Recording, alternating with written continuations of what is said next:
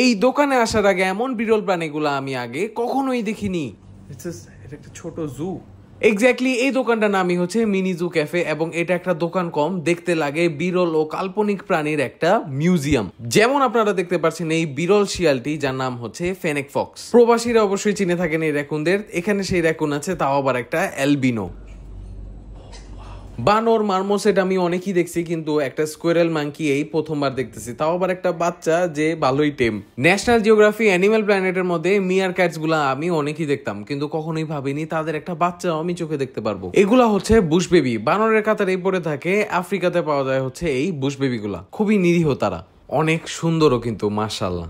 ইঁদুর ফ্যামিলির আছে এখানে জারবোয়া এবং ব্যাম্বু র্যাট। তারপর আছে লোম ছাড়া কুকুর। এবং নভেম্বরের মধ্যে তারা একটা ক্যাফে খুলবে যেখানের মধ্যে এই সব প্রাণীগুলো প্রদর্শনীতে থাকবে, তাই আমাকে ইনভাইটও করলো। সাপের ব্যাপারগুলো কিন্তু আমি আপনাদের অনেক আগে থেকেই বলে আসতেছি। থাইল্যান্ডের এই মার্কেটগুলোতে বিভিন্ন রকম বল পাইথন এবং নানান সাপ আছে, এবং মাশাআল্লাহ আমি যতই দেখছি ততই সুন্দর এরা।